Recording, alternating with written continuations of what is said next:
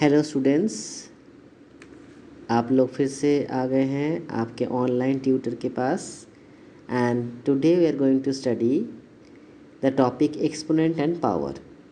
Okay, already class 7 में हम लोग एक्सपोनेंट एंड पावर के बारे में पढ़ चुके हैं। तो क्लास 8 में जो सिलेबस है एक्सपोनेंट एंड पावर का, तो जो कॉन्सेप्ट आप लोगों ने 7 में पढ़ा था वही कॉन्सेप्ट आपको यूज़ होंगे, पर यहाँ पे सारे क्वेश्चंस नेगेटिव पोटेंशियल के ऊपर बेस्ड है। तो हम लोग एक बार सारे पॉजिटिव पोटेंशियल वाले कॉन्सेप्ट क्लियर कर लेंगे, उसके बाद हम लोग नेगेटिव पोटेंशियल वाले क्वेश्चंस पे जाएंगे। ठीक है, तो चलिए स्टार्ट करते हैं आज का क्लास। तो देखो, सबसे पहले मैंने यहाँ पे लिखा है 5⁷। तो यहाँ पे ये जो नीचे जो चीज़ रहता है इसको बोलते हैं बेस, और ऊपर जो नंबर रहता है उसको बोलते हैं एक्सपोनेंट और पावर। ठीक है, तो यहाँ पे क्या लिखा है 5⁷।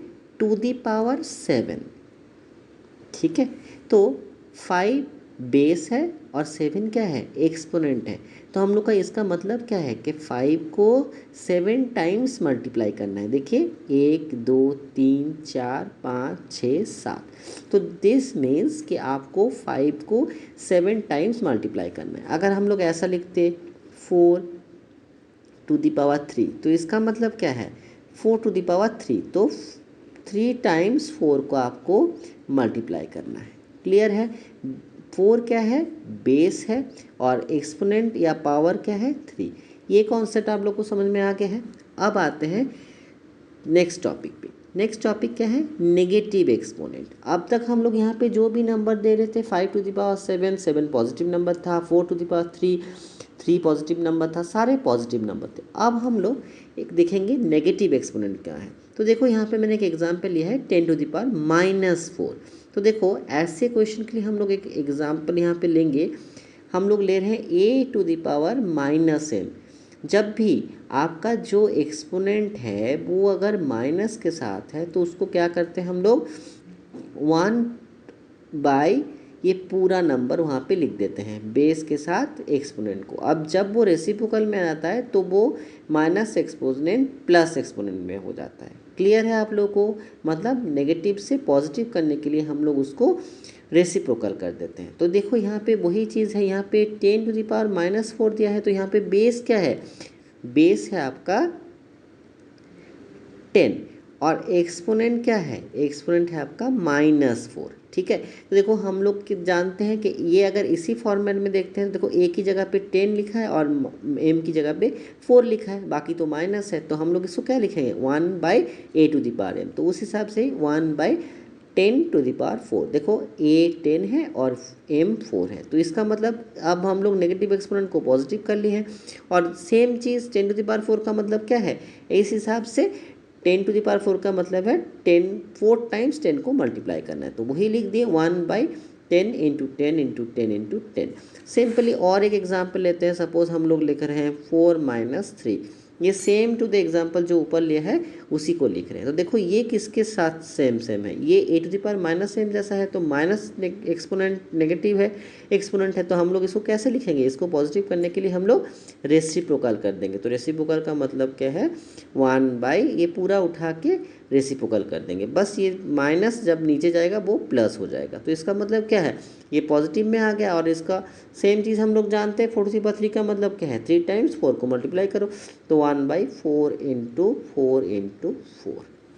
क्लियर है आप लोग को पॉजिटिव एक्सपोनेंट और नेगेटिव एक्सपोनेंट। अब आते हैं लॉज के ऊपर।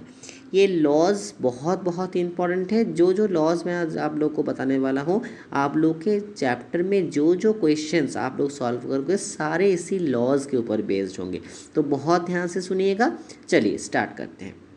सबसे पहला लॉ क्या है, a⁻m × a⁻n is equal to. तो देखो इन केस में दोनों में ही बेस सेम है पर पावर डिफरेंट है। पहला नंबर में पावर क्या है, m है, और दूसरे नंबर में पावर क्या है, n है। तो जब ऐसा होगा बेस दोनों का सेम है और पावर डिफरेंट है, और अगर बीच में मल्टीप्लाई साइन देता है तो क्या होगा, बेस आपका दोनों में सेम है तो बेस सेम रहेगा, बस ऊपर का जो है पावर है यहाँ पे मल्टीप्लाई है, दोनों पावर को हम लोग ऐड कर देंगे। क्लियर है आप लोग को? मैं एक एग्जांपल के तौर पे दिखाता हूँ। सपोज 4⁴ × 4⁵ ये लिखा है। तो देखो इन दोनों केस में बेस क्या है 4, तो बेस सेम रखा, कोई चेंज नहीं है। ऊपर के दोनों में एक में पावर 2 है, एक में पावर 3 है। तो हम लोग क्या जानते हैं कि अगर मल्टीप्लाई साइन होता है तो हम लोग पावर को ऐड कर देते हैं। तो यहाँ पे 2 + 3 तो क्या हो जाएगा 4⁵ समझ में आया। पर आप लोग के क्लास 8 में जो क्वेश्चंस आप लोग को मिलेगा वो सारे नेगेटिव एक्सपोनेंट के ऊपर क्वेश्चंस मिलेगा। हम लोग जानते हैं नेगेटिव एक्सपोनेंट अभी हम लोग किए हैं। तो देखो हम लोग एक एग्जांपल ले रहे हैं 6⁻³ और 6⁻⁵ तो देखो हम लोग दोनों केस में बेस क्या है, दोनों केस में बेस है 6, तो 6 लिख लेते हैं। अब बारी आती है पावर, एक में पावर है -3 और एक में पावर है -5, तो दोनों में बीच में क्या है मल्टीप्लाई साइन दिया है, तो क्या होगा प्लस हो जाएगा। तो देखो माइनस, अब प्लस माइनस क्या होता है माइनस हो जाता है, तो -3 -5 तो दोनों को क्या हो जाएगा प्लस होगा 8, और सिंबल किसका रहेगा आपका, जो साइन किसका रहेगा, जो बड़ा नंबर है उसका साइन क्या है नेगेटिव है, तो -8। अब -6⁻⁻8 को हम लोग कैसे रिप्रेजेंट करेंगे पॉजिटिव के टर्म्स में, बस उसका रेसिप्रोकल निकालेंगे, तो 1/6⁸। क्लियर है आप लोग को ये आंसर। और एक क्वेश्चन देख लेते हैं। देखो 6⁻⁴ दिया है इंटू 6⁻³ दिया है। तो दोनों केस में बेस आपका सेम है, तो सेम रखा और दोनों के बीच में मल्टीप्लाई साइन रखा है, तो पावर्स क्या हो जाएंगे प्लस हो जाएंगे। तो सबसे पहले -4 लिखा +3 लिखा, तो -4 + 3 कितना हो जाता है -1। तो 6⁻1 को कैसे रिप्रेजेंट करेंगे, उसका रेसिप्रोकल कर लेंगे 1/6। ये ऊपर 1 होता है इसका, अब इसको 6⁻1 मतलब 6 ही होता है, तो हम लोग इसको 1/6 लिख सकते हैं। क्लियर है। आते हैं नेक्स्ट लॉ पे। इसमें क्या दिया है सेम चीज़ हम लोग देखें a⁴m डिवाइड बाई a⁴n। यहाँ पे हम लोग मल्टीप्लाई किए थे, यहाँ पे हम लोग डिवीजन कर रहे हैं। तो इस केस में क्या होगा, देखो दोनों केस में बेस सेम है पर पावर डिफरेंट है, एक में m पावर है और एक में n पावर है। तो इनमें क्या करना है, अगर बीच में डिवीजन होता है तो पावर विल बी सबट्रैक्टेड। यहाँ पे क्या हुआ था मल्टीप्लाई था तो पावर ऐड हो गए थे, यहाँ पे माइनस डिवीजन है तो पावर क्या हो जाएगा सबट्रैक्शन हो जाएगा। तो देखो यहाँ पे एग्जांपल दिख रहे हैं 6⁻² डिवाइडेड बाई 6⁻3। तो देखो दोनों केस में बेस सेम है 6, तो हम लोग पहले लिख रहे हैं -2 और इसमें क्या है डिवीजन है ना, तो 3 के आगे क्या लिखेंगे माइनस, तो -2 -3 क्या होता है -5। अब आप जानते हो कि नेगेटिव एक्सपोनेंट को पॉजिटिव कैसे करते हैं, बस उसको रेसिप्रोकल करके लिखते हैं, तो -5 विल बी 1/6⁵। क्लियर है आप लोग को ये एग्जाम्पल। ओके, चले आते हैं नेक्स्ट लॉज पे। नेक्स्ट लॉ क्या बता रहा है a⁴m into b⁴m is equal to. अब देखो पहले जो केस बोला था उसमें दोनों ही केस में आपका बेसिस जो थे वो सेम थे, दोनों में a था और पावर डिफरेंट थे। अब मैं बोलने वाला हूँ बेस डिफरेंट है पर पावर सेम है। इस केस में क्या करेंगे, इस केस में ये जो दोनों बेसिस हैं इन दोनों को बीच में जो साइन है मल्टीप्लाई है तो मल्टीप्लाई करेंगे और जो पावर है वो ऊपर कॉमन रहेगा। बहुत ही आसान। तो देखो यहाँ पे वही बोल रहा है कि बेसिस आर डिफरेंट पर power will be the same. So in this case basis will be multiply, क्योंकि बीच में क्रॉस साइन है ना, क्रॉस साइन है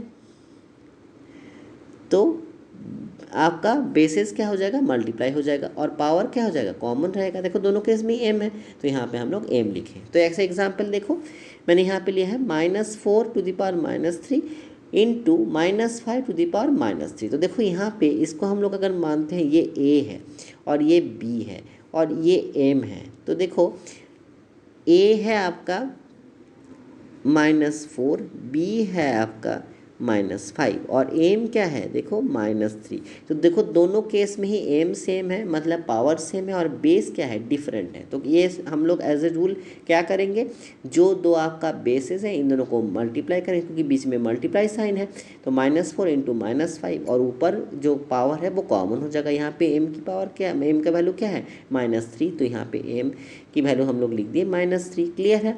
अब दोनों को मल्टीप्लाई करो, 4 इंटू 5 20 और माइनस प्लस, तो 20⁻⁻3। अब देखो हम लोग जानते हैं नेगेटिव एक्सपोनेंट को पॉजिटिव कैसे करते हैं, उसका रेसिप्रोकल निकाल लेते हैं, तो 1/2⁻20⁻³ क्लियर है। यहाँ पे 2 नहीं है, सॉरी मैं गलत बोला आपको, 1/20⁻³ होता है।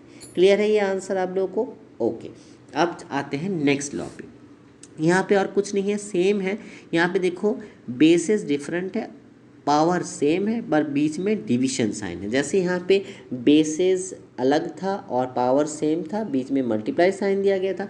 यहाँ पे बेसेस सेम है और बेसिस डिफरेंट है और पावर सेम है और बीच में डिवीजन साइन है। तो क्या होगा, और कुछ नहीं होगा, सेम पिछले वाले में जैसे ही में हम लोग करेंगे, आपका दोनों जो बेस है उसको डिवीजन के फॉर्म में लिखेंगे और जो आपका पावर है उसको कॉमन लिख देंगे। क्लियर है। ए डिवाइड बाई बी को हम लोग ऐसे भी लिख सकते हैं, ए बाई बी। तो देखो हम लोग यहाँ पे एक क्वेश्चन लिए हैं जिससे हम लोग और अच्छे से समझ में आ जाएगा। देखो दिया है 2⁻² डिवाइडेड बाई 3⁻²। तो यहाँ पे देखो ए की वैल्यू क्या है, 2 है, और बी की वैल्यू क्या है, 3 है, और आपका जो एम है वो है -2। यहाँ तक समझ में आ गया। अब देखिए हम लोग कैसे लिखते हैं, ए हम लोग क्या लिखेंगे, a by b to the power m. तो देखो वही लिखे हैं हम लोग, देखो इसको इसी फॉर्म में लिखे हैं ना, a by b to the power m. देखो ए की वैल्यू 2 है, बी की वैल्यू 3 है और एम की वैल्यू क्या है, -2। तो सिंपल सी बात है। अब इसको हम लोग सिंप्लीफाई करेंगे तो क्या मतलब है, 2⁻² और 3⁻², क्योंकि ऊपर नीचे दोनों का ही पावर क्या है, -2 है। तो देखो हम लोग 2⁻² को कैसे लिख सकते हैं, नेगेटिव एक्सपोनेंट को पॉजिटिव एक्सपोनेंट करेंगे 1/2 और 3⁻² को लिख सकते हैं 1/3²। क्लियर है। तो ऊपर क्या आ जाएगा 1/4 और नीचे जाएगा 1/9। तो हम लोग नीचे वाले को ऊपर लिखेंगे तो कैसे हो जाएगा 1/4, इसको हम लोग थोड़ा सा एक्सप्लेन कर देते हैं, 1/4 डिवाइड बाई 1/9। तो हम अगर लोग इसको डिवीजन को मल्टीप्लाई करते हैं तो क्या हो जाता है, ये चेंज हो जाता है, रेसिप्रोकल हो जाता है, तो 9/1। तो आंसर आ जाएगा 9/4। देखो वही आया है। क्लियर है। ये वाला स्टेप आप लोग समझ गए कैसे किए हैं, वेरी गुड। अब आते हैं नेक्स्ट लॉ पे। इसमें क्या है, पावर ऑफ पावर। देखो बेस एक ही दिया है, पर एक पावर है m, उसका भी एक पावर दिया है n। तो ये ऐसा अगर होगा तो दोनों दो पावर जो अलग अलग होते हैं उन दोनों को हम लोग मल्टीप्लाई कर देते हैं। तो इसमें देखो a to the power m to the power n दिया है, तो हम लोग क्या करेंगे, m और n को मल्टीप्लाई कर देंगे। ठीक है। देखो सिंपल सा एक एग्जाम्पल दिया है, 6 to the power 2 to the power -3। तो देखो यहाँ पे a की वैल्यू क्या है 6, m की वैल्यू क्या है 2 और n की वैल्यू क्या है -3। तो देखो हम लोग a to the power m into n लिखेंगे। तो a 6 है, m 2 है और n क्या है -3 है। देखो तो +2 इंटू -3 क्या हो जाएगा -6। तो आपका 6 टू द पावर -6, इसको हम लोग पॉजिटिव में करेंगे तो क्या हो जाएगा 1/6/6। क्लियर है आप लोग को ये वाला कॉन्सेप्ट, वेरी गुड। अब मैं आपको एक इम्पॉर्टेंट नोट बताने वाला हूँ कि कोई भी पावर अगर 0 है फॉर एनी बेस, कुछ भी बेस ले लो, तो हमेशा रिजल्ट क्या होता है 1 ही होता है। जैसे हम लोग यहाँ पे एग्जांपल है a टू द पावर 0 = 1। कोई भी नंबर ले लो, a की जगह पे 2 ले लो, 3 ले लो, 29 ले लो, कुछ भी ना लो, कोई भी बेस का अगर पावर 0 होता है तो हमेशा आंसर वहाँ ही होता है। क्लियर है।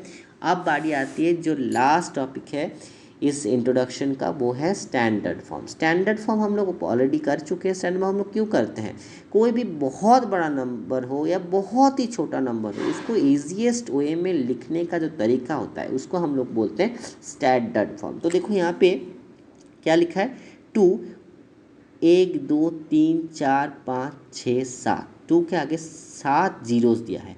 ये बड़े से नंबर को हम लोग अगर स्टैंडर्ड फॉर्म में लिखते हैं तो कैसे लिखते हैं, हम लोग ये ऑलरेडी जानते हैं। 2 टू द पावर कितने जीरोस हैं, 1 2 3 4 5 6 7। तो 2 × 10 टू द पावर 7, ये ऐसे लिखते हैं।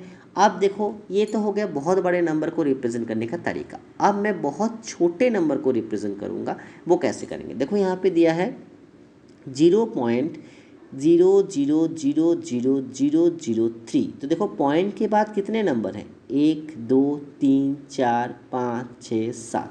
तो हम लोग इसको लिखने का तरीका होता है 3। तो देखो ये नंबर आप लोग को दिख रहा है, 3 ऊपर लिखा है, और पॉइंट के बाद कितने नंबर्स हैं, 1 2 3 4 5 6 7। तो हम लोग यहाँ पे लिख देंगे 10⁻7। ये पॉइंट था इसलिए नीचे आएगा, यहाँ पे पॉइंट नहीं था वो ऊपर में लिखे थे। आप देखो 10⁻7 नीचे है और 3 ऊपर है, तो 10⁻7 को अगर हम लोग ऊपर लिखेंगे तो वो क्या हो जाएगा, रिवर्स प्रोसेस हो जाएगा, 10⁻7 हो जाएगा। क्लियर है आप लोग को। तो हम लोग ऐसे बहुत छोटे नंबर को ऐसे रिप्रेजेंट करते हैं और बहुत बड़े नंबर को हम लोग इस तरह से रिप्रेजेंट करते हैं। मेरे ख्याल से आप लोग को सारे कॉन्सेप्ट समझ में आ गया है एक्सपोनेंट एंड पावर के लिए। Thank you.